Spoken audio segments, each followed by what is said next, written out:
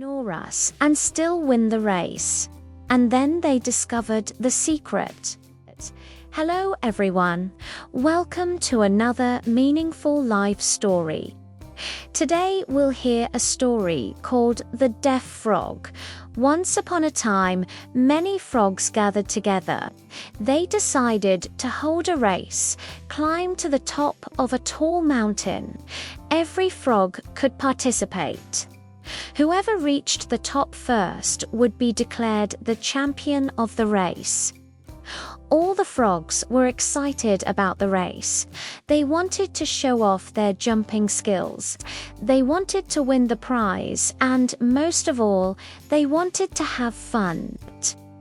As the race began, the frogs took off. They jumped and leaped, eager to get ahead of the other frogs. Some frogs were fast, others were slow. Some frogs were strong, others were weak. Each frog had its own pace, its own rhythm. But one thing was clear: every frog was determined to reach the top of the mountain. They believed in themselves. They knew they could do it. As the frogs climbed higher and higher, a large crowd of spectators gathered around the mountain. They wanted to see which frog would win the race. But as the frogs struggled to reach the summit, the crowd grew impatient. They began to shout loudly, "Come on, you slowpokes! Hurry up and get to the top. This is taking too long. Are you sure you can do this? You might want to give up before you fall and hurt yourself. Don't try so hard. It's not worth it. You're never gonna make it." The crowd's words were harsh and discouraging. They didn't want to wait any longer. They wanted to see the race end. So they shouted even louder, hoping to scare the frogs away. But some frogs heard the crowd's words and grew afraid. They thought maybe the crowd was right. Maybe they shouldn't be climbing the mountain. Maybe they should give up before they fell and hurt themselves. And so those frogs turned around and headed back down the mountain. Other frogs kept climbing, but after a while, they, too, lost strength and fell back down. Only a few frogs remained on the mountain. They were determined to reach the top no matter what the crowd said or did. But soon the crowd grew tired of waiting. They wanted to see the race end. So they shouted even louder, hoping to scare the remaining frogs away. But one little frog didn't pay attention to the crowd. It kept climbing step by step, jump by jump.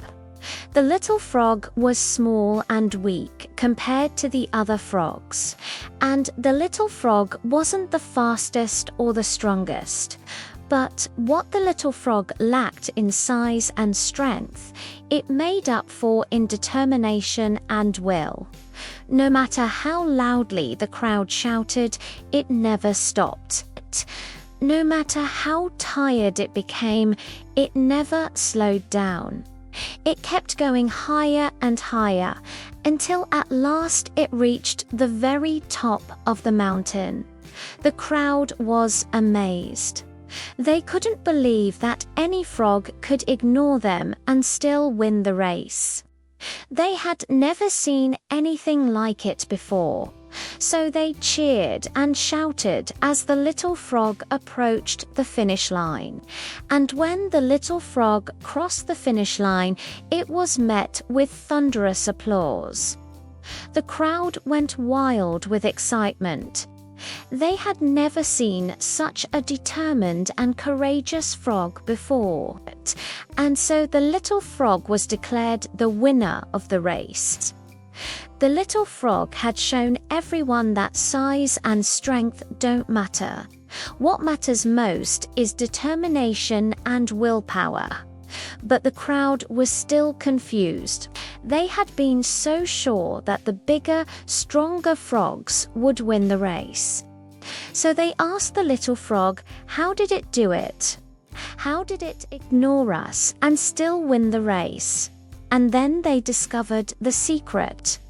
The little frog was deaf. It couldn't hear the crowd at all. It had been climbing the mountain without listening to anyone. It had been climbing the mountain its own way, at its own pace, and that's how it had won the race. The moral of the story is, don't let negative words break your spirit. There will always be people who try to discourage you. They will tell you that you re not good enough, or that you re not smart enough, or that you re not beautiful enough. They will tell you that you can't do something because you're different. But don't listen to them. Don't let their words get to you. Don't let them stop you from pursuing your dreams. Just think about the little frog. It was small and weak compared to the other frogs, but it didn't let that stop it. It didn't let the other frogs' doubts and negative words get to it. It just focused on its goal and kept moving forward. And in the end, it won the race. So if you want to achieve something in life, don't let anyone stop you. Don't listen to the negative voices. Just focus on your goal and keep trying until the end. Sometimes ignoring discouragement is the key to success. Thank you for listening. If you enjoyed this story, please like, share, and subscribe. And if you'd like to request a story, please comment below. We'd love to hear from you. And now, let's take a closer look at the story of the deaf frog. Why do you think the other frogs gave up? What would you have done if you were one of the spectators? Do you know someone who has achieved something despite facing a lot of discouragement? Please share your thoughts below. Now, let's look at some of the vocabulary used in the story. To let something get to you means to allow what someone says or does to upset or bother you. To pursue a dream means to work hard to achieve a goal or a wish. For example, becoming a doctor, becoming an astronaut, or becoming a famous singer. In the story, the little frog pursued its dream of reaching the top of the mountain. In the story, the crowd discouraged the frogs by telling them that they were too slow or that they would never make it. But discouragement can come in many forms. It can be a feeling of sadness and hopelessness that you feel inside. It can be a lack of faith in yourself and your abilities. It can be a feeling that you are not good enough or that you do undeserve to be happy. Whatever form discouragement takes, it is important to remember that you are not alone. Everyone experiences discouragement at some point in their lives. It is a normal human emotion. But it is important not to let discouragement control you or define you. You are more than your feelings of discouragement. You are more than your mistakes. You are more than the negative voices in your head. One way to overcome discouragement is to focus on your goals. When you have something to strive for, when you have a purpose, it makes it easier to get out of bed in the morning and face the challenges that come your way. Your goals don't have to be big or ambitious. They can be simple and small. For example, getting out of bed in the morning and making your bed, or reading a few pages of a book, or taking a walk in the park. When you focus on your goals, you have something to look forward to. You have something to keep you motivated. Another way to overcome discouragement is to surround yourself with positive people.